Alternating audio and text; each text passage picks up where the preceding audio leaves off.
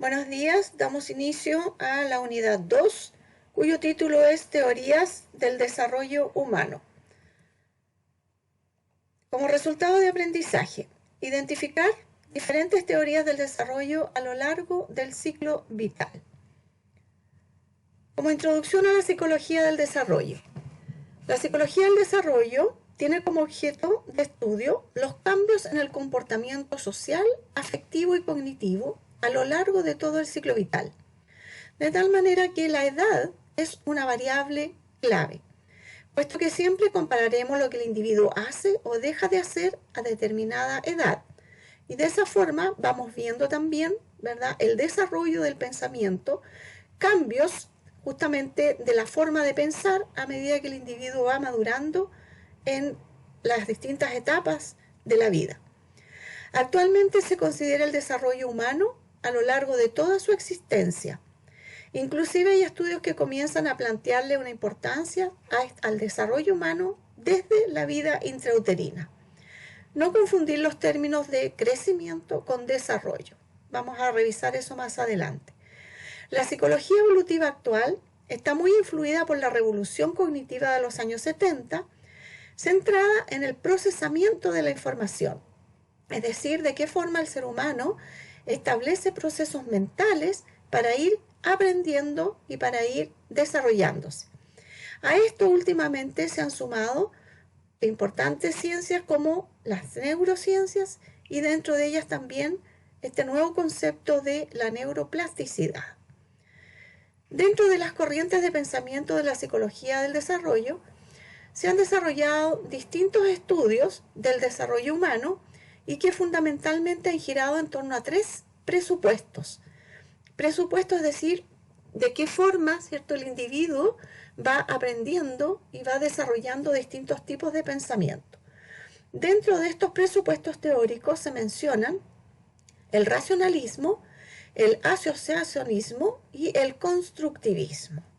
Entonces, vamos a hablar del racionalismo, donde esta corriente psicológica que trata de explicar el desarrollo humano, en este pensamiento prima lo innato, es decir, explica que el desarrollo del ser humano, del pensamiento del ser humano, se inicia a partir de un bagaje con el que venimos, es decir, ya traemos desde la concepción intrauterina potencialidades, ¿cierto?, que vamos a tener que desarrollar a lo largo de la vida. Y esto se refiere tanto en lo general como especie humana y en lo particular cada uno de nosotros como individuos. El racionalismo dice que el conocimiento no se desarrolla ni se construye, sino que ya está presente en el individuo desde el nacimiento. Este conocimiento está implícito en potencia, es decir, que el conocimiento del ser humano lo trae ya, ¿cierto?, desde el nacimiento y que por lo tanto solamente tiene que desarrollarlo a lo largo de la vida. El racionalismo se manifiesta en el estudio del desarrollo humano como innatismo o maduracionismo, es decir, a medida que el ser humano va madurando, va desarrollándose en las distintas etapas de la vida, va potenciando y va manifestando este conocimiento en potencia que traería desde la concepción.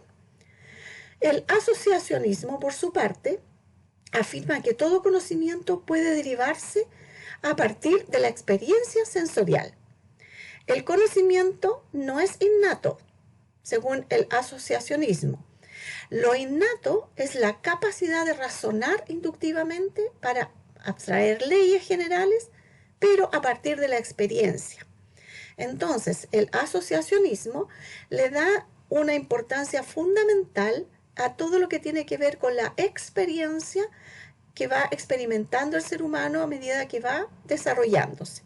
¿Ya? Entonces, acá se habla del empirismo. Empirismo quiere decir en la práctica, que es lo mismo, ¿cierto?, que la experiencia. Por su parte, el constructivismo explica que trata de hacer una asociación entre el racionalismo y el asociacionismo, establecer una síntesis entre estos dos pensamientos psicológicos, y el constructivismo dice que el conocimiento se construye a través de la experiencia sensorial, empírico, ¿verdad? Es decir, a través de la experiencia y también a través del conocimiento innato. Es decir, el constructivismo toma estos dos presupuestos del racionalismo y el asociacionalismo y dice, ¿verdad?, que el conocimiento se va construyendo a través de este conocimiento innato que traemos, pero también a través de las experiencias sensoriales que va experimentando el ser humano a lo largo del ciclo vital. También el constructivismo explica que estas dos categorías, las anteriormente mencionadas, no constituyen conocimiento en sí mismo, sino conceptos básicos y abstractos a partir de los cuales vamos construyendo nuestras estructuras de conocimiento. Vamos formando nuevos esquemas o construcciones mentales que reflejan nuestro conocimiento del mundo. ¿Ya? Entonces, estas son las tres corrientes importantes como presupuestos psicológicos del desarrollo del conocimiento del ser humano a lo largo del ciclo vital. Dentro de las teorías del desarrollo hay muchos autores, muchos psicólogos que se dedicaron, ¿cierto?, a pensar y a entregar distintas explicaciones desde su perspectiva y desde su experiencia sobre el desarrollo del pensamiento y del conocimiento humano. Dentro de eso tenemos varias perspectivas con sus representantes. Desde la perspectiva psicoanalítica tenemos la teoría psicosexual de Freud, de Sigmund Freud, la teoría psicosocial de Erik Erikson. Desde la perspectiva del aprendizaje tenemos la teoría tradicional del aprendizaje, representada por esta corriente del conductivismo, donde tenemos a varios exponentes como Pavlov, Skinner y Watson, y la teoría del aprendizaje social de Albert Bandura. Dentro de la perspectiva cognoscitiva, es decir, del pensamiento propiamente tal, tenemos la teoría cognitiva o cognoscitiva de Piaget, Jean Piaget, y la teoría sociocultural de Leonid Vygotsky. Desde la perspectiva del desarrollo humano, tenemos la teoría de la evolución moral de Kohlberg, Lawrence Kohlberg, y la teoría de la evolución emocional de Wallon. Entonces vamos a revisar algunas de ellas. Teorías del desarrollo humano, la teoría psicoanalítica de Sigmund Freud. También él se cambió el nombre, se llamaba originalmente Sigismund Freud y después se cambió a Sigmund Freud, ¿ya? Bueno, Sigmund Freud nació el 6 de mayo de 1856 en Pribor, en República Checa, y murió el 23 de septiembre de 1939 en Inglaterra, en Londres. Fue un médico neurólogo de origen judío, ya que su gran desarrollo de toda su vida la hizo en Austria, en Viena. En ese tiempo primaba el imperio austrohúngaro y él desarrolló todos sus experimentos como médico psicoanalista en Viena, ya neurólogo, conocido como el padre del psicoanálisis y realmente una de las mayores figuras intelectuales del siglo XX. Ya él experimentó mucho con el pensamiento, con capas de la mente, estudió la histeria, ya, y estableció entonces su teoría psicosexual. El psicoanálisis freudiano es una teoría que intenta explicar el comportamiento de los seres humanos y se basa en el análisis de los conflictos sexuales inconscientes que se originan en la niñez. Según Freud, nosotros expresamos a través de los sueños aquellas emociones, experiencias o frustraciones que podamos haber tenido en la infancia, ¿ya? Una de las partes importantes entonces de este gran trabajo de Sigmund Freud es la denominación del inconsciente. En esa época, evidentemente, no se conocía. Basándose en esta idea, ¿cierto?, en esta búsqueda de conocimiento del pensamiento, planteó una división de la mente en capas o niveles. Y Freud los denominó el yo, el ello y el superyo. Y a cada uno de estas tres capas de la mente le otorgó algunas características especiales. Dentro de sus estudios, y algo muy novedoso, él introdujo el término de represión de las emociones, represión de los sentimientos, y que la infancia marcaba al individuo para el resto de la vida de acuerdo a sus experiencias y vivencias que haya tenido en esta importante etapa de la vida. Freud planteaba que los individuos siempre buscan el placer y al mismo tiempo en esa búsqueda van surgiendo conflictos. La fijación se produce cuando no se resuelven los conflictos y la conducta queda fijada en una etapa. Es decir, la fijación, Freud se refiere a traumas, a crisis importantes que hayan producido un desequilibrio en las emociones, en el pensamiento del ser humano, y que cuando no son resueltas adecuadamente, permanecen en capas ocultas del subconsciente y que frente a determinados estímulos que gatillan este pensamiento vuelven a aparecer. Entonces, por eso que es importante tener claro estas tres capas o etapas del pensamiento que desarrolla Freud. Su obra más conocida es la interpretación de los sueños. En esta obra Freud explica que todo aquello que nosotros reprimimos se encuentra en nuestro subconsciente y que es capaz de manifestarse a través de los sueños. Hay una frase muy importante de Freud que dice: con solo temer a la mediocridad ya se está a salvo.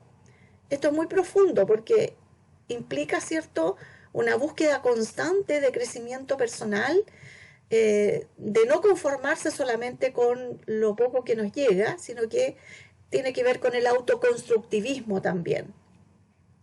Acá están representadas un poco las capas de la mente según Freud, ¿cierto?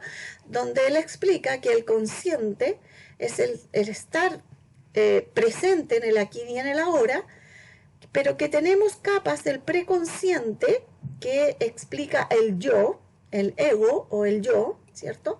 Tenemos una capa un poco más profunda en el subconsciente, que es el superyo, que forman parte del inconsciente, y el ello, ¿ya? Entonces, él estudió una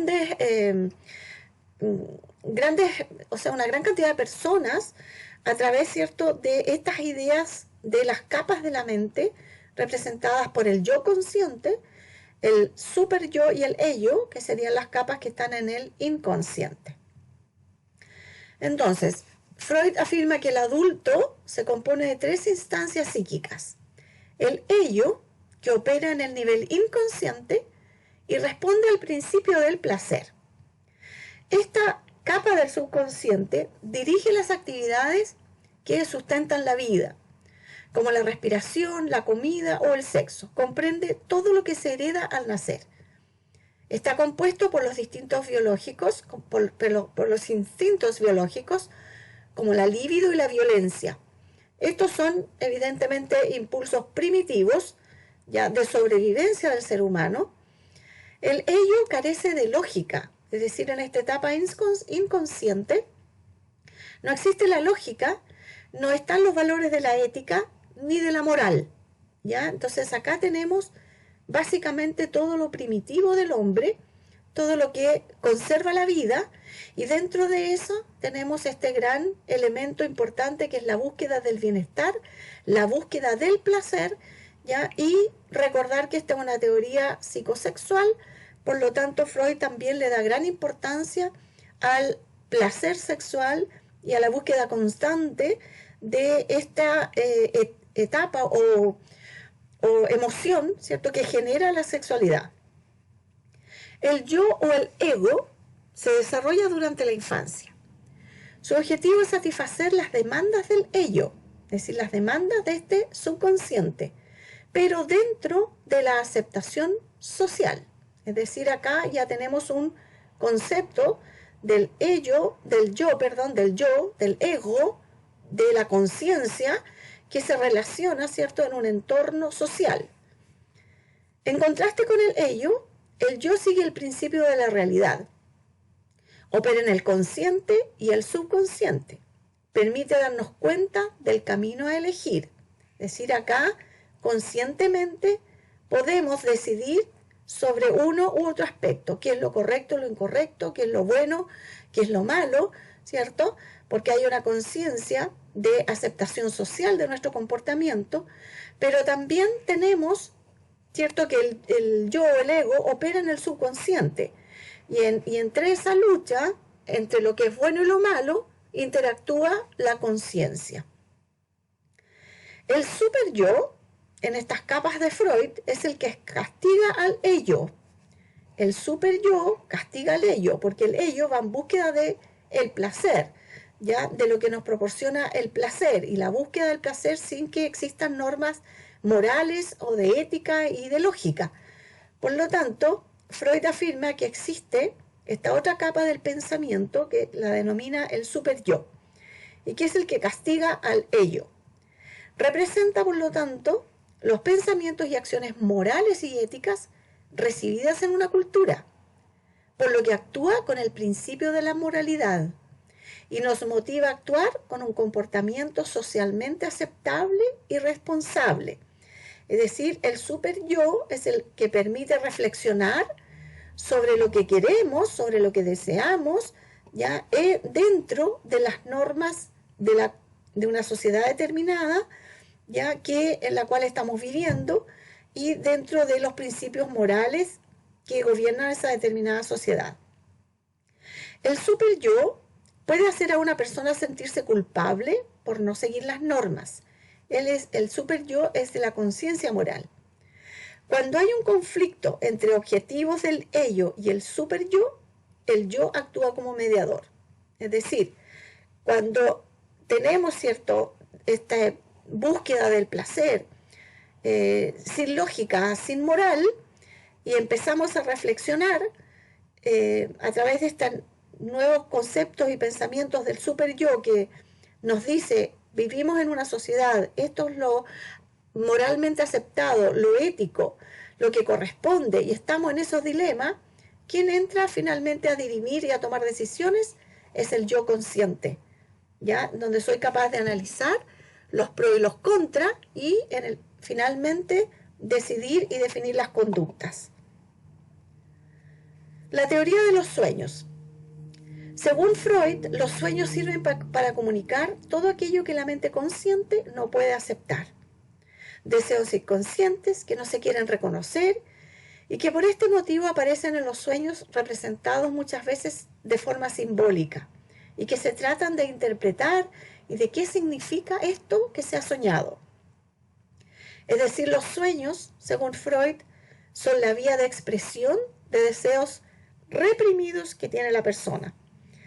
Y él afirma que la infancia es un periodo clave de nuestra vida psíquica, hasta el punto que de adultos la mayoría de los sueños se relacionan con los deseos, traumas y recuerdos de la infancia que han marcado en algún momento nuestras vivencias y que han quedado en el subconsciente, y que a través de los sueños se reviven y salen todos estos deseos reprimidos, traumas o recuerdos de nuestra infancia.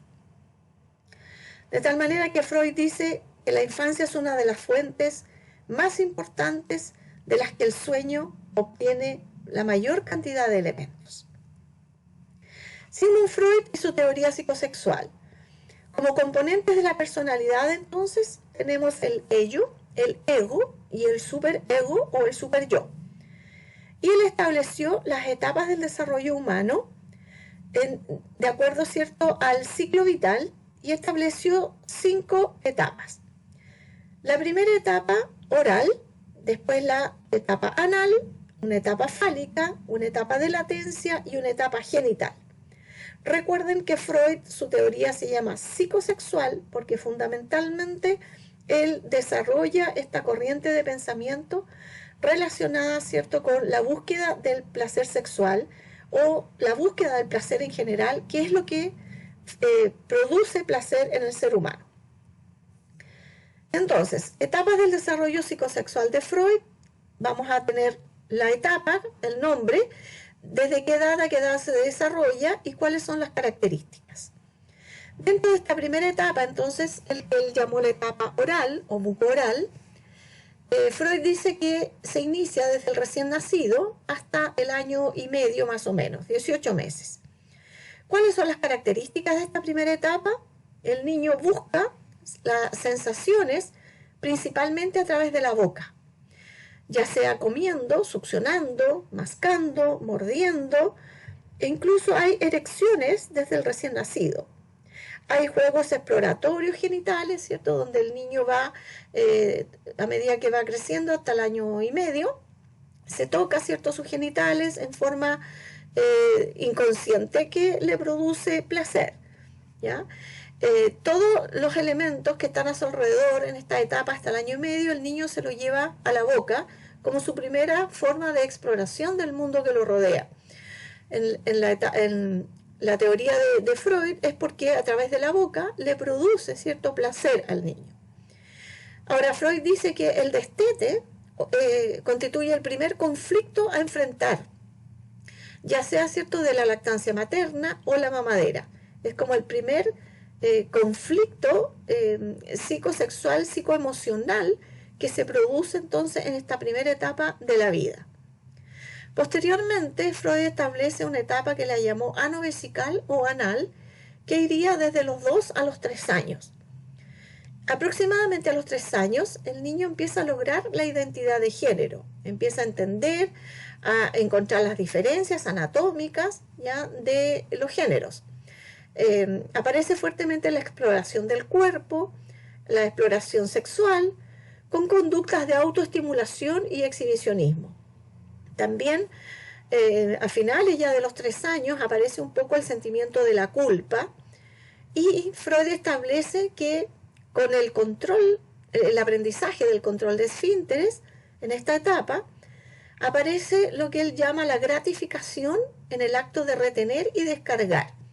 Es decir, en que el niño siente placer al retener las heces y siente placer al evacuar. Entonces, perdón. Entonces, en esta etapa, que la actividad más importante es el control de esfínteres, Freud atribuye, ¿cierto?, este placer al acto de retener y de descargar. Sigue una tercera etapa que Freud llama fálica o zona genital, que iría entre los 3 a los 5 o 6 años aproximadamente.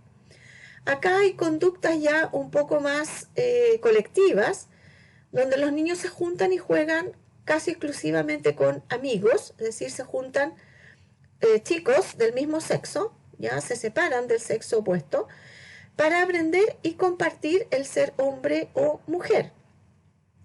Los juegos son muy importantes en esta edad para practicar el rol de género, ¿cierto? Empiezan las imitaciones, el niño se identifica con su padre, la niña con su madre, empiezan a asumir roles sociales de comportamiento y se van identificando con sus modelos con los cuales viven. Ya, los niños descubren que los genitales son fuente de placer. Se puede desarrollar, según Freud, no en todos los niños, pero él afirma que en estas etapas se puede desarrollar fuertemente lo que él llamó el complejo de Edipo y de Electra, en lo que existe una especie de enamoramiento hacia el progenitor del sexo contrario. Es decir, el niño, ¿cierto?, tendría este enamoramiento con la madre y la niña un enamoramiento con el padre. Y de hecho se generan situaciones de celos ya con el progenitor contrario. Surge el super yo acá como conciencia moral, ¿ya? Poco a poco entonces va apareciendo, ¿cierto?, este super yo que tiene que ver con las normas de la sociedad, con lo moralmente aceptado, y evidentemente que el niño tiene que ser dirigido, ¿cierto?, de acuerdo a sus características propias, y que se vaya identificando con el sexo al cual corresponde. Después viene, según Freud, una última etapa, ¿cierto? O sea, falta una todavía, la etapa de latencia o estado indiferenciado, que él habla que ocurre más o menos 6 años, desde los 6 años hasta la pubertad, que sería, ¿cierto?, la etapa escolar, en la cual el niño pasa por una relativa calma sexual e intelectual, en que no le da mucho interés a esta parte sexual. Hay una identificación importante con padres del mismo sexo. Sus energías sexuales sufren una redirección hacia los intereses, ¿cierto?, del desarrollo intelectual. Pensemos que acá el niño ya entra al colegio, tiene otras obligaciones, una formación más formal, y por tanto como que baja un poco, ¿cierto?, la intensidad de la sexualidad en esta etapa según Freud. Se establecen relaciones de admiración con personas mayores, con quienes tratan de identificarse. Y tenemos la etapa genital de la adolescencia y la adulta, hasta la etapa adulta, ya de la pubertad a la adultez, donde acá nuevamente hay un afloramiento de los impulsos sexuales reprimidos en esta etapa anterior.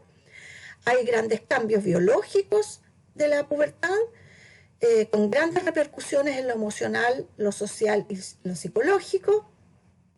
Empiezan a aparecer, ¿cierto?, las primeras eyaculaciones nocturnas, empieza a aparecer la menstruación, grandes cambios físicos, emocionales, de pensamiento.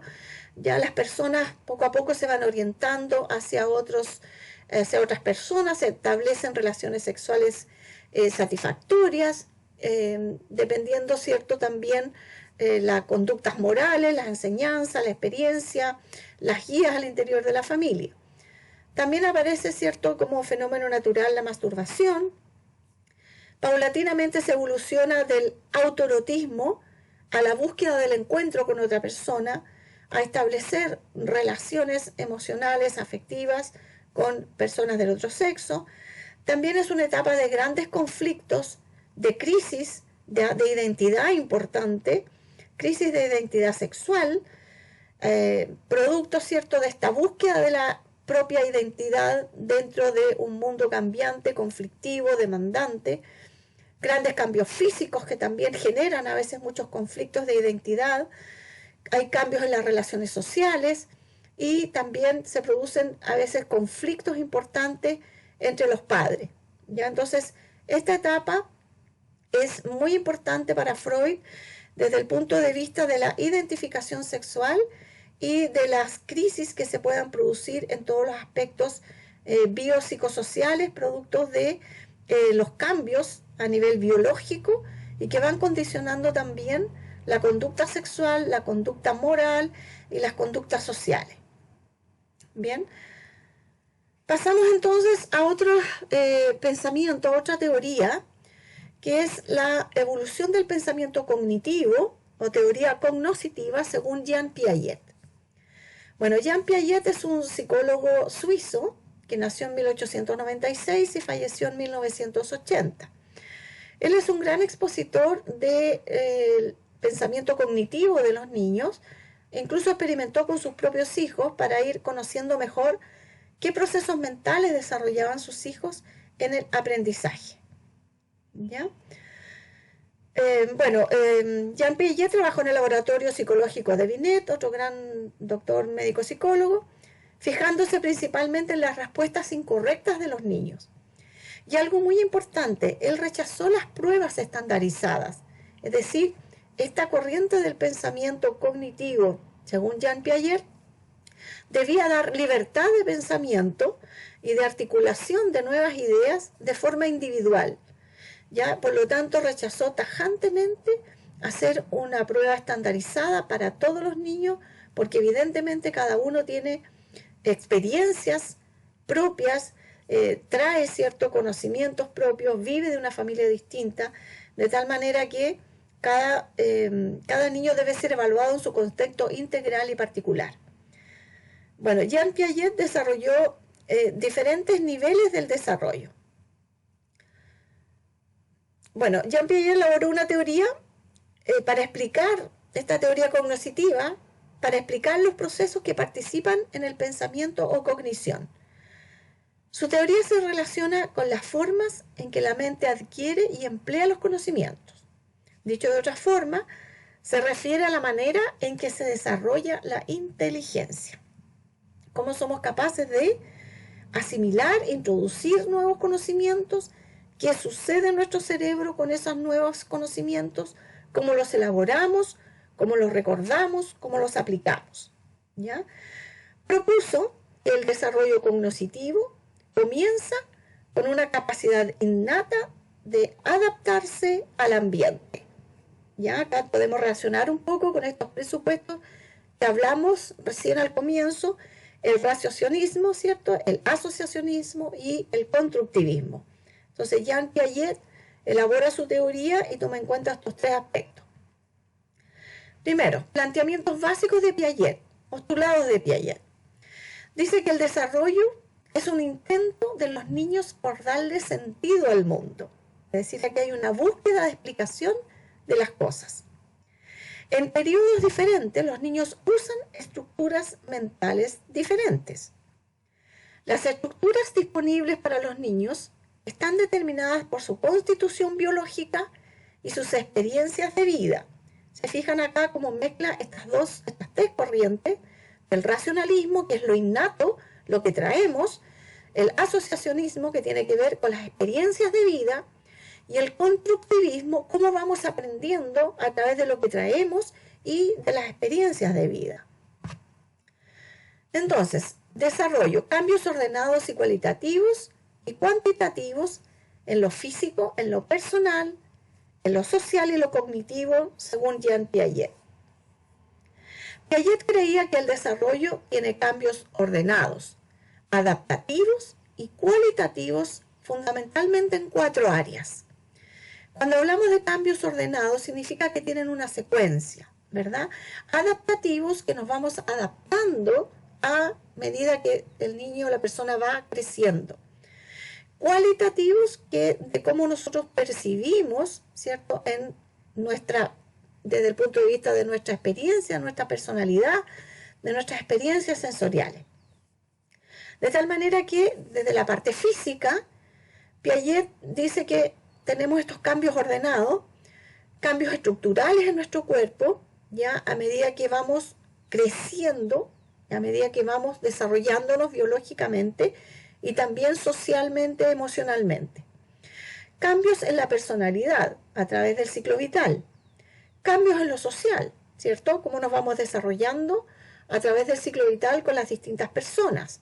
Comenzamos con el juego cuando se es pequeño, diferentes relaciones, después a través con los compañeritos, las relaciones sociales, el interior de la familia, y cómo, ¿cierto?, vamos interactuando con el medio que nos rodea.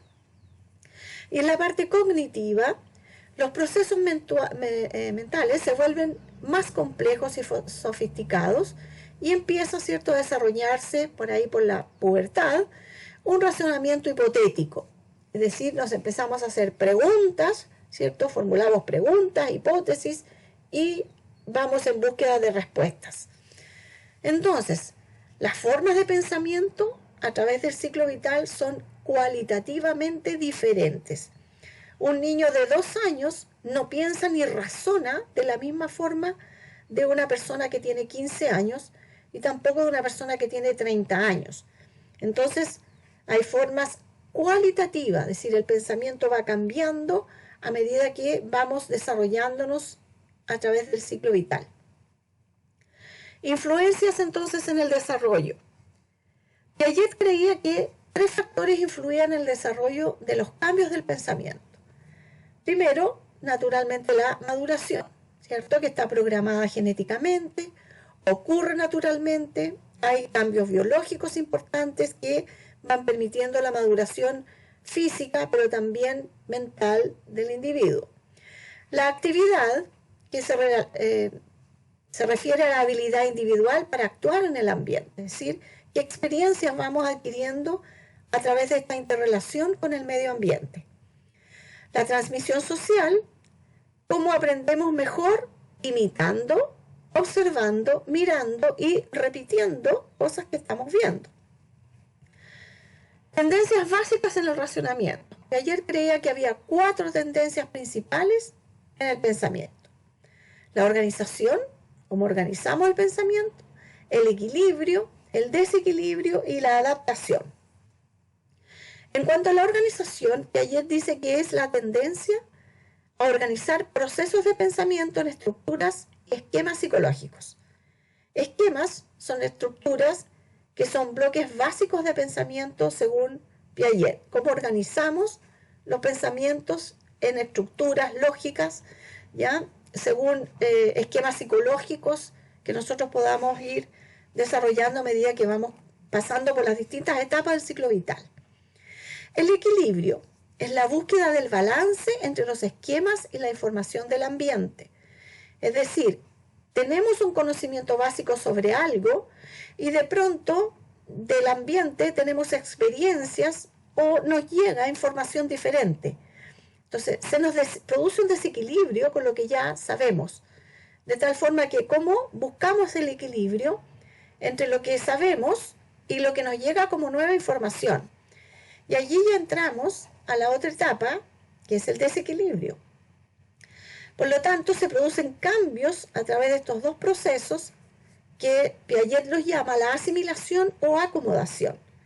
Esta nueva información que está llegando, cómo nos produce este desequilibrio, cómo asimilamos esta nueva información, cómo somos capaces de acomodarla en nuevos pensamientos y en nuevos conceptos, de tal manera que se alteran las estructuras existentes de lo que ya conocíamos, se cambia, ¿cierto? Se altera, la acomodamos y por lo tanto se crean nuevas estructuras, nuevos conocimientos, que es lo que está pasando ahora, ¿cierto? Ustedes no conocían estas herramientas, estas teorías del desarrollo del pensamiento. ¿Qué les está pasando?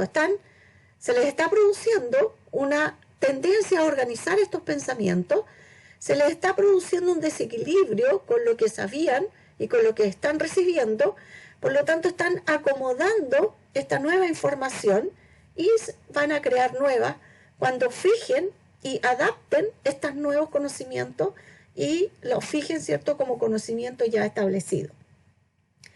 La cuarta etapa que Piaget establece dentro de este desarrollo del racionamiento es la de adaptación. Y dice que es una tendencia a adaptarse al ambiente mediante procesos complementarios de asimilación y asimilación de acomodaciones. Adaptar nueva información a las estructuras cognitivas existentes. Es decir, cómo yo me adapto a este nuevo conocimiento, cómo lo hago propio, y este es un proceso constante en el cual yo puedo seguir sufriendo, ¿cierto?, estas cuatro etapas de organización, equilibrio, desequilibrio y adaptación, porque la vida es un aprendizaje, de tal manera que siempre estamos organizando pensamientos, buscando equilibrio, sufriendo desequilibrio con la nueva información, adaptando, ¿cierto?, y creando nuevas estructuras de pensamiento. Las cuatro etapas del desarrollo cognitivo, según Jean Piaget, también determinadas por las edades del ciclo vital. La primera etapa es la llama motora o sensorial o sensorio-motriz y iría, según Piaget, desde los 0 años hasta los 2 años. Entonces, la primera etapa, sensorio-motriz o motora sensorial, de los 0 a los 2 años, donde en esta etapa se producen los grandes avances del control motor, aprendizaje, ¿cierto?, sobre objetos físicos, desarrollo del lenguaje, y en el fondo es una etapa muy rica de interacción con el ambiente que rodea al niño. Después viene una etapa que es la llama preoperacional, que iría más o menos entre los 2 a los 7 años. Acá empieza a desarrollarse grandemente todo lo que tiene que ver con la sociabilidad, el desarrollo de habilidades verbales, ¿ya? Y acá el pensamiento del niño es prelógico, es decir, el niño todavía no desarrolla la lógica. Estamos en la etapa preescolar, ya algunos hablan un poquito hasta los 6 años. Preescolar, pensamiento prelógico, y entonces viene una gran interacción con el medio que rodea al niño, interacción social, y se da evidentemente lo que recién revisamos, ¿cierto?, de el desequilibrio, de la adaptación, la acomodación de nuevos pensamientos. Después viene la etapa concreta operacional, que Piaget la sitúa entre los 7 y los 12 años, donde acá ya el niño tiene un pensamiento más concreto, como el nombre lo dice, más concreto, ¿ya? Y se inicia entonces como el primer peldaño de un nuevo tipo de pensamiento más abstracto. Es decir, el niño también se empieza a hacer preguntas, a buscar explicaciones a los fenómenos que lo rodean. Posteriormente tenemos la etapa formal u operacional, que aquí ya estaríamos en la etapa de la adolescencia, donde hay un pensamiento consolidado, lógico, y aquí ya el individuo desarrolla un pensamiento también más abstracto, inductivo, deductivo. ¿Ya? Hay entonces el desarrollo de habilidades sistemáticas y lógicas del razonamiento. Entonces, estas son las 4 etapas que presenta Jean Piaget en su teoría cognitiva, con la evolución del pensamiento, ¿ya? En cada una de ellas. ¿Ya? Entonces, la primera etapa, sensorio-motriz; la segunda etapa, preoperacional, un pensamiento prelógico; la tercera etapa, concreta operacional, un pensamiento ya más concreto, con búsqueda de explicación a los fenómenos que rodean a la persona; y operacional, ya lógica y abstracta también, un pensamiento inductivo. Acá está más desarrollado. Sensorio motor o sensorio motriz, ya desarrollo basado en la información obtenida a través de los sentidos. Y acá Piaget establece que hasta los 2 años el niño ya debería tener conciencia de la permanencia del objeto. ¿Qué significa eso? Significa que yo le puedo dar una orden a un niño, por ejemplo, busca la pelota, sin que el niño la esté viendo la pelota. En sus esquemas mentales ya sabe a qué es lo que me estoy refiriendo, y él va y busca y trae el objeto. Entonces, a eso se refiere con la permanencia del objeto, que el niño ya tiene la identificación del objeto, tiene un mapa mental del objeto, y por lo tanto, aunque no lo vea, es capaz de identificarlo y buscarlo correctamente. Esa es la permanencia del objeto. La etapa preoperacional, entonces, siguiendo con la sensorio-motriz, iría desde los 2 a los 7 años, donde hay un comienzo de las operaciones mentales. El niño puede pensar acerca de hacer algo sin hacerlo, de hecho. Ya decir, aquí empieza un pensamiento un poco ya más relacionado con el ambiente, con lo social, y se desarrolla fuertemente el egocentrismo, el ego. Recuerden Freud, el ego, el yo. Mira el mundo desde su propia visión, ¿ya? Y ahí hablamos del egoísmo. En esta etapa, el niño es egoísta, se afianza el yo, ¿ya? Y obtiene una relación de su medio ambiente desde el punto de vista de cuán importante es el objeto para él. El yo prima en esta etapa. Hay un pensamiento reversible en el sentido de que a medida que el niño va creciendo, piensen que tenemos un lapso importante de los 2 a los 7 años.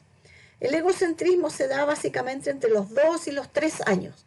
Después ya empieza a decaer un poco y se empieza, ¿cierto?, a ser un poco más sociable en el sentido de prestar las cosas, de jugar más colectivamente. En las etapas más cercanas, entre los 2 y los 3 años, el niño juega solo, conversa solo, y a eso se le llama el monólogo colectivo, ¿ya? Realmente el niño no está jugando físicamente con otras personas, sino que juega solo, habla solo, le otorga personalidad a sus juguetes y establece entonces este monólogo colectivo. La etapa operacional concreta, que iría más o menos entre los 7 a los 11 años, ya acá Piaget establece que las tareas mentales están ligadas a objetos y situaciones concretas. Y él establece que el niño es capaz de tener estos 3 principios básicos: el de conservación, el de seriación y el de clasificación. Y el de conservación, Piaget explica que el niño, la persona, es capaz de reconocer el objeto aunque cambie de forma. Acá tenemos una sandía normal, redonda, ¿cierto?, y otra cuadrada. El niño va a seguir identificándola como una sandía, indistintamente de la forma que tenga. La seriación explica que puede organizar objetos en orden secuencial, ¿ya? Del más grande al más chico, del más chico al más grande, ¿ya? La seriación. Y la clasificación, que puede agrupar objetos en distintas categorías, dependiendo del color, ¿cierto?, de la forma, de la utilización del objeto, es decir, puede clasificar objetos de acuerdo a características comunes. Tal como vemos hoy día, la teoría de Piaget, si ustedes se fijan, estas características están un poco desfasadas en cuanto a la edad, porque hoy día el conocimiento ha avanzado tanto que todos estos elementos es muy posible que el niño los logre en una etapa previa y no a los 7 a los 11 años. ¿ya? Entonces han habido ciertas críticas a la teoría de Piaget. Y la etapa de las operaciones formales, como él llama, establece que a partir de los 11 años en adelante, donde ya se desarrolla un razonamiento científico, hipotético, deductivo. Es decir, acá estamos hablando del método científico, donde el adolescente, la persona, ya empieza a desarrollar este pensamiento reflexivo, donde se plantean hipótesis, se hacen preguntas y se busca la explicación a determinados fenómenos. Hay una especie también de egocentrismo del adolescente, aunque no tan acentuado como el preescolar, donde cada uno expresa sus sentimientos, pensamientos y pareceres, y muchas veces también se crean conflictos relacionales con este egocentrismo del adolescente, ¿ya? Bueno, limitaciones de la teoría de Piaget: subestima las habilidades de los niños, ¿verdad? Propone estas etapas fijas del desarrollo del pensamiento y no toma en cuenta el papel de la cultura y del contexto social. Entonces, es importante recordar eso. Nos vamos a otro gran psicólogo, Lawrence Kohlberg, con su teoría del desarrollo moral. Acá estamos hablando de algo distinto, ¿ya? Él fue un psicólogo norteamericano, estudió en Chicago y obtuvo el título de licenciatura en artes y el doctorado en filosofía. Bueno, su bagaje curricular es bastante amplio. Estando en Harvard, presenta sus estudios sobre el desarrollo moral del individuo y su autonomía, a partir del pensamiento de Piaget y de Dewey. Lawrence Kohlberg sigue un enfoque cognitivo de la moralidad, ¿ya? Y su trabajo se continuó en el Centro para el Desarrollo y la Educación Moral, fundada por él en Harvard. Kohlberg profundiza y amplía la teoría concibiendo el desarrollo moral como un proceso articulado en 6 estadios agrupados en 3 niveles distintos de moralidad. Acá, ¿cierto? Kohlberg aporta desde su conocimiento y el desarrollo de su teoría lo relacionado a la moralidad, es decir, cómo el individuo, ¿cierto?, se relaciona a partir de lo moral y la ética de una determinada cultura y una determinada sociedad. Acá tenemos el superyo de Freud, ¿cierto?, que tiene lógica, tiene moral, y cuando se producen los conflictos entre el ello y el superyo, entra a actuar el yo, es decir, la conciencia, el ego, ya frente a la sociedad en la cual yo me estoy desarrollando. Entonces Kohlberg también plantea estos estadios y establece que son universales, es decir, para todos los seres humanos, de secuencia invariable, que no cambian con el tiempo, que están integrados jerárquicamente en niveles de razonamiento moral, que cada vez va más complejo, y conceptos que son adecuados de lo que se considera justo o injusto. Entonces él establece otros conceptos. Principios de justicia representan la cumbre de la madurez moral. Aquí establecemos entonces que lo que es justo, que lo que es injusto, pero dentro de un concepto moral. Entonces, juicio moral. Para muchas personas, la moralidad son los valores que se han ido adquiriendo en el entorno social. Y es sobre esos valores que se tienen, se actúa en la experiencia diaria. Relacionemos, acá tenemos el yo, ¿cierto? El yo, la conciencia diaria, la conciencia moral de Freud. Kohlberg estaba más interesado en el proceso lógico que se pone en marcha cuando los valores adquiridos entran en conflicto. Recuerden el ello, el superyo. ¿Quién entra aquí a tomar las riendas? El yo. Entonces, cuando entran en conflicto, Kohlberg dice que él elabora un pensamiento de cuál es el proceso lógico. Se pregunta, ¿cuál es el proceso lógico que entra a actuar y a primar cuando existen estos dilemas morales? Y es aquí cuando verdaderamente se ejercita el juicio moral. ¿Qué es lo que es el juicio moral para Kohlberg? Es la capacidad cognitiva, es decir, de conocimiento, a partir de la cual reflexionamos sobre situaciones que presentan conflictos de valor. Permite argumentar los pros y los contras y valorar personalmente la corrección o incorrección de una conducta en una situación concreta. Considerar que el juicio moral es una variable en la conducta. Otras son la fuerza de voluntad, la capacidad de autocontrol, la adecuada canalización de emociones, entre otras. Entonces, el conflicto que se produce, los dilemas que se producen cuando se tratan tareas tan graves, ¿cierto?, tan profundas, como por ejemplo la discusión de leyes sobre la eutanasia, sobre el aborto, tiene que ver con el juicio moral. ¿Ya? ¿Cómo interactuamos? ¿Cómo llevamos a determinar qué es lo correcto o lo incorrecto? ¿Qué es lo que es justo para las personas? No es fácil.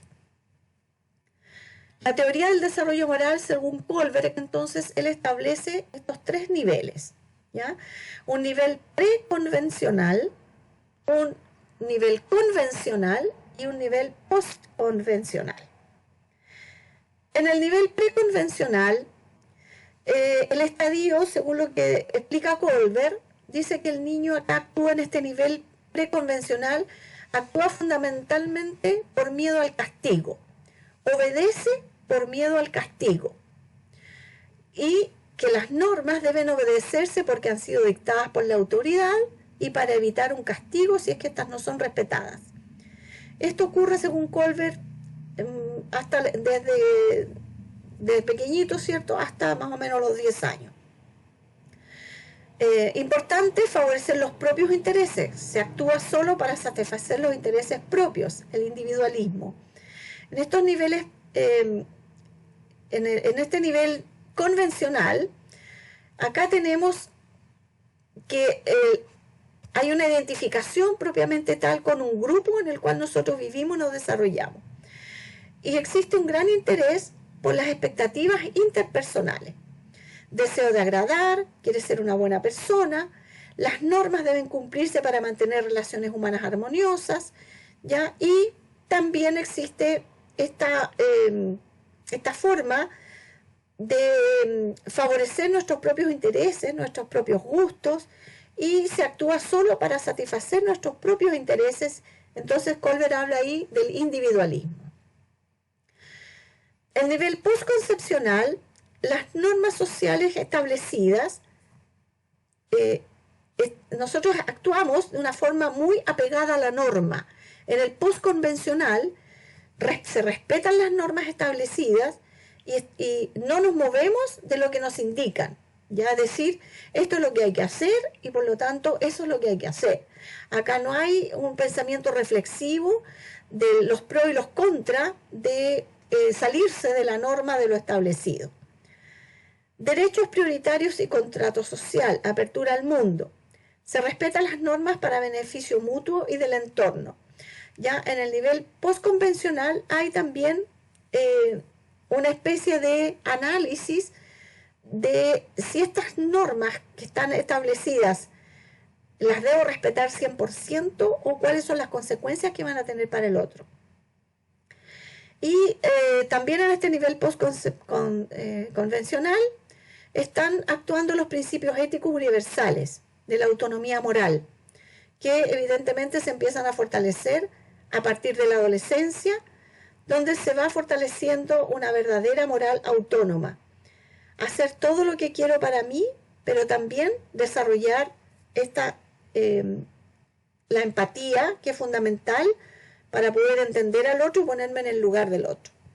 Entonces, estos tres niveles preconvencionales, convencionales y postconvencionales pertenecen, ¿cierto?, a la teoría del desarrollo moral de Kohlberg y que tiene que ver con las normas establecidas de la sociedad y que van cambiando a medida que el individuo va creciendo y desarrollando la conciencia moral y su aplicación. Desarrollo psicosocial de Erikson. Esta es otra teoría de Erik Erikson, ¿ya?, que nace el 15 de julio de 1912 en Alemania y muere el 12 de mayo de 1994 en Harwich, Estados Unidos. También fue profesor emérito de Harvard y uno de los más grandes genios de la psicología.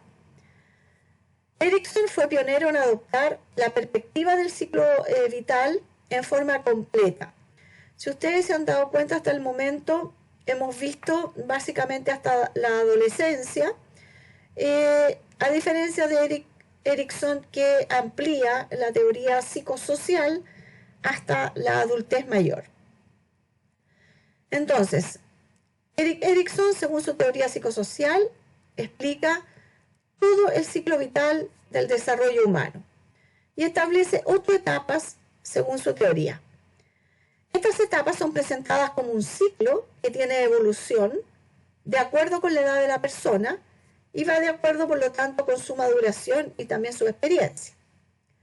Las 4 primeras etapas constituyen la base del sentimiento de identidad del niño, que posteriormente se combinará con un sentimiento de estar muy bien, de ser él mismo y de llegar a ser lo que otras personas esperan que llegue a ser.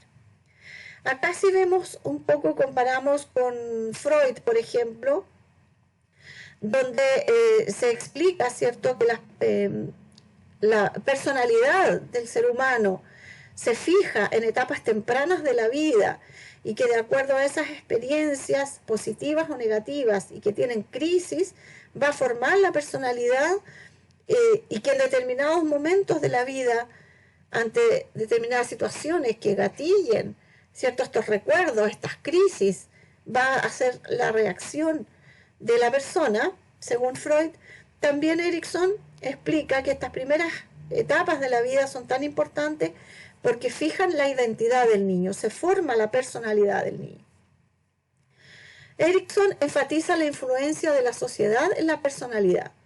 Dependiendo la sociedad en la cual vivamos y nos desarrollemos, va a tener una influencia directa en nuestra personalidad.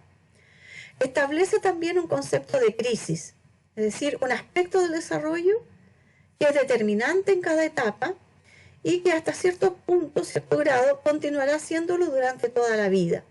Es decir, vamos pasando por crisis en las distintas etapas del ciclo vital.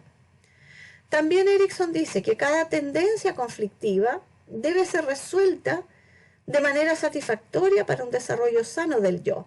¿Te fijas cómo se va unido a lo que habla Freud también? Es decir, cada crisis, cada etapa de la vida tiene una crisis y que esta debe ser resuelta de manera positiva, satisfactoria, para que nosotros fortalezcamos nuestra identidad, nuestro concepto de autoestima, nuestro yo. También Erikson establece que la resolución satisfactoria de cada una de estas crisis provee una virtud. Ya vamos a desarrollar eso. En cada etapa de la vida, la persona va enfrentando nuevos retos de acuerdo a la etapa en la que se encuentra. Cada etapa, según Erikson, también se basa en el éxito de las anteriores. Es decir, cuánto éxito, cuánto fracaso yo vaya teniendo a lo largo de mi desarrollo, de mi ciclo vital, voy a ir experimentando las etapas posteriores. Los desafíos que no se hayan concluido con éxito, se puede esperar que reaparezcan como problemas en el futuro. Es decir, aquellas crisis no resueltas es probable que aparezcan en determinado momento del ciclo vital más adelante. Sin embargo, el dominio de una etapa no es necesaria para avanzar a la siguiente. No es premisa ir pasando secuencialmente de una etapa a otra. Pero si hay conflictos, si hay situaciones no resueltas, lo más probable es que afloren en etapas posteriores. Entonces, acá tenemos las etapas o fases del desarrollo según Erikson, que son 8. La primera etapa iría de 0 a 18 meses, igual que Piaget, ¿cierto? La etapa sensoriomotriz de 0 a 18 meses. Erikson la llamó la etapa de confianza versus desconfianza. ¿Cuáles son los elementos importantes de esta etapa? Las relaciones significativas, la madre, ¿cierto? La virtud que se genera en esta etapa es la de la esperanza y la fe. ¿Cuál es la necesidad de esta etapa del niño tan pequeño? Recibir atención cariñosa de la madre, que es su principal modelo seguro, establecer relaciones afectivas, Si el niño llora, debe ser atendido porque es su única forma de comunicar qué es lo que le está pasando. Entonces, Erikson establece que la confianza básica, la confianza en el otro y en sí mismo, se desarrolla durante el primer año de vida. Y se desarrolla fundamentalmente por esto, porque recibe cariño, atención, estimulación de las personas cercanas, y una de las personas más significativas es la madre. Posteriormente, la etapa 2 o estadio 2, que iría de los 18 meses hasta los 3 años, Erikson la llama la etapa de la autonomía versus vergüenza o duda, y las personas significativas son acá los padres, la familia, y la fuerza o virtud que se desarrolla en esta etapa es la de la voluntad o la determinación. Estaríamos aquí, ¿cierto?, en la etapa preescolar, donde es importante que el niño aprenda a hacer cosas por sí mismo, que se les dé la confianza, que se les refuerce la autoestima, que se les permita vestirse solos, ya que no sea criticado constantemente, que no sea comparado con sus hermanos, por ejemplo, de manera que el niño vaya afianzando su determinación en hacer cosas, en ir aprendiendo, y por lo tanto va desarrollando la voluntad y la determinación. Después viene otra etapa que va entre los 3 y los 6 años, y Erikson la llamó iniciativa versus culpa. La familia evidentemente va a seguir siendo significativa para su desarrollo, y la virtud que se desarrolla en esta etapa es la del propósito o de la finalidad. Si acá ya tenemos un preescolar entrando a la etapa escolar, donde se amplía su mundo de relaciones sociales, está muy pronto, ¿cierto?, a explorar, a tomar decisiones, a asumir responsabilidades. Por lo tanto, va teniendo propósitos y una finalidad en hacer cosas y lograr elementos un poco más complejos. Recuerden que acá ya tenemos, según Piaget, un pensamiento ya más concreto, ¿ya? Una cuarta etapa entre los 6 y los 12 años se desarrolla acá. La crisis que habla Erikson es la laboriosidad versus inferioridad, es decir, cómo el niño va logrando sus propósitos, sus metas en forma mucho más compleja, en sus relaciones sociales, con la familia. Acá ya tenemos escolar, donde forma ciertas relaciones de amistad con compañeros, tiene una relación distinta con profesores, se enfrenta a un escenario social distinto, aparecen ciertos elementos de competencia con los grupos, los juegos. Por lo tanto, laboriosidad se refiere a cómo yo voy ejecutando tareas y que cuando no las logro puedo generar un complejo de inferioridad, me puedo sentir frustrado, ¿ya? De tal manera que es muy importante acá el apoyo de profesores, tener una interrelación fluida, ¿cierto?, con maestros, conocerse los apoderados del colegio y, por supuesto, también siempre la familia. Acá lo que se desarrolla, como les decía, la competencia, este sentido de competir y de afianzarse el yo, debe aprender habilidades más complejas, recibir satisfacción por los logros y por sus habilidades adquiridas. Una quinta etapa, y ya entramos en la pubertad, que va de la pubertad hacia la adultez temprana. Se producen crisis de identidad en la adolescencia, al igual como establecen los dos autores anteriores que vimos, ¿cierto? O sea, Piaget fundamentalmente y Freud, ¿ya? La identidad y repudio versus difusión de la identidad, es decir, cómo se afianza, ¿verdad?, el propio yo, cómo me defino como persona, sexualmente, emocionalmente. Acá las relaciones significativas están más centradas en los grupos, en los modelos a seguir, en los roles que yo estoy desempeñando, más que en la familia. Relaciones significativas familiares y que dan las bases y sientan la personalidad del individuo, se fijan bien en las etapas previas. Por lo tanto, al llegar ya a esta edad, yo ya tengo gran parte de mi personalidad, ¿cierto?, formada. La virtud que se desarrolla en esta etapa es la fidelidad y la lealtad, ¿ya? Acá la tarea fundamental, las necesidades, adquirir esta identidad propia.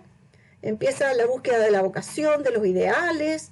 La juventud es muy idealista, ¿verdad? También la identificación de género, las creencias, es decir, la búsqueda, ¿cierto?, de una identidad propia con ideas propias.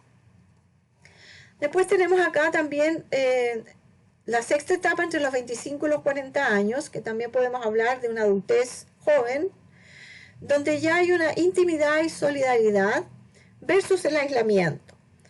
Es decir, acá las relaciones significativas están dadas, ¿cierto?, por colegas. Ya estamos aquí en una etapa de desarrollo profesional, colegas, amigos, la propia familia que estoy formando, y la fuerza básica o virtud que se desarrolla en esta etapa es la consolidación del amor.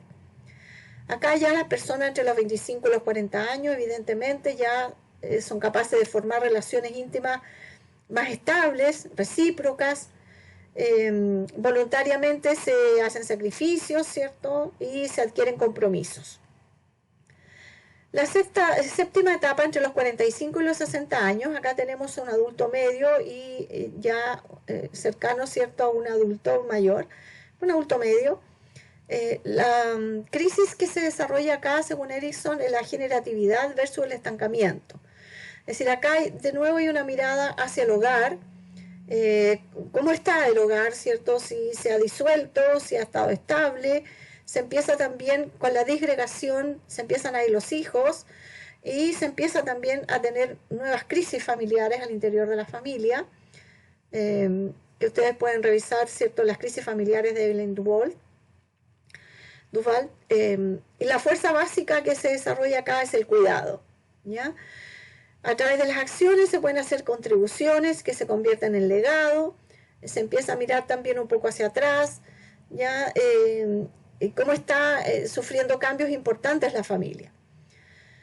Y la última crisis o etapa, según Erikson, del ciclo vital, ya estamos en el adulto mayor, desde los 60 años en adelante, donde ya hay una integridad, una crisis de integridad versus el disgusto y desesperación, que las relaciones significativas van a estar un poco disgregadas, en el sentido de que la familia ya está también más alejada a los hijos y se siente este sentido de pertenencia como los míos, ¿ya? Los míos, ¿dónde están los míos?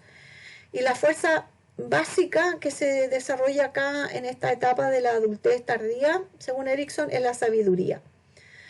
Hay una mirada hacia el pasado, donde dependiendo, ¿cierto?, lo que se ha construido y lo que se tiene, lo que se ha logrado, puede haber momentos de desesperación, ya sea por darse cuenta y asumir que se está como prácticamente en las últimas etapas de la vida, por remordimientos o por sentimientos de pérdidas importantes.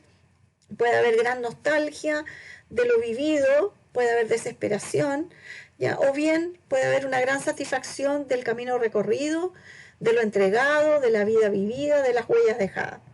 Entonces Erikson toma en cuenta en su teoría psicosocial todo el ciclo vital y establece, ¿cierto?, ciertas edades que, donde uno va pasando a través de la vida, las relaciones significativas y qué virtudes se van desarrollando y qué elementos van despejándose a lo largo del desarrollo vital. Bueno, acá está explicado en detalle lo que acabo de conversar por etapa. Lo importante, ¿cierto?, en las primeras etapas, como les comentaba, de 0 a 1 año, se desarrolla esta confianza básica y que se va desarrollando a través de este vínculo donde los cuidadores primarios, madre, padre, tienen un significado especial para el niño y se va desarrollando entonces esta confianza. En la segunda etapa, la crisis es el sentido de autonomía contra vergüenza y duda, que es más o menos hasta los 3 años.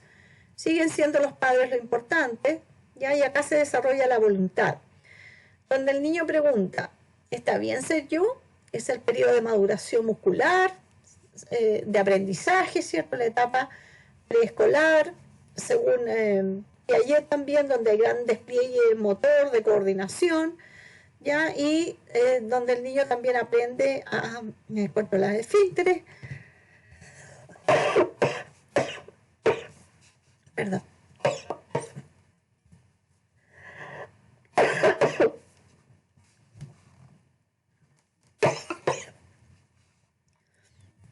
Yo les comentaba acá que el niño los padres deben permitirle asumir responsabilidades, ¿cierto?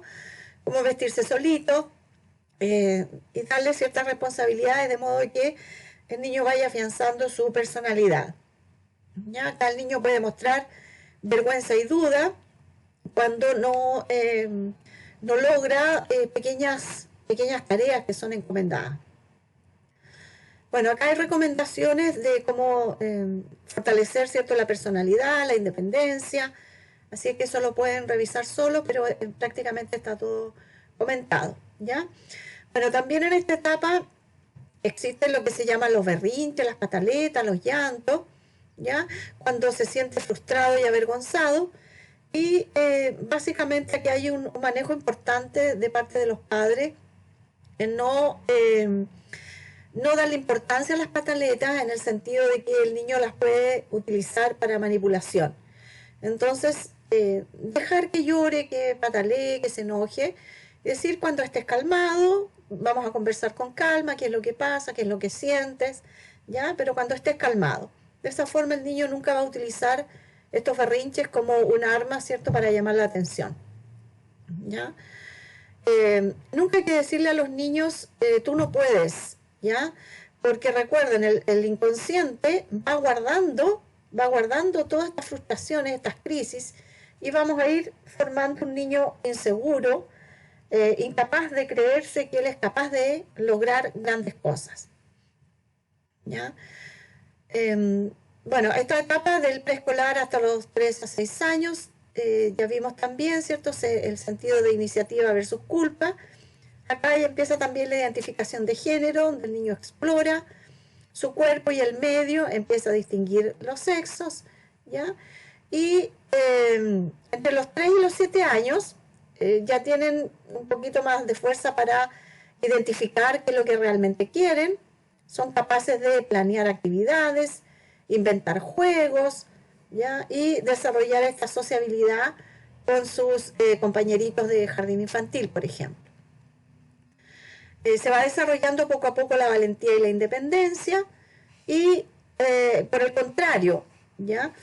Si esta tendencia se ve frustrada con la crítica o el control, los niños desarrollan un sentido de culpabilidad, sobre todo cuando se compara con hermanos. Y si tu hermano a tu edad lo hacía, con eso ya estamos minando absolutamente la autoestima del niño y le estamos quitando las herramientas para que se sienta seguro, ¿ya?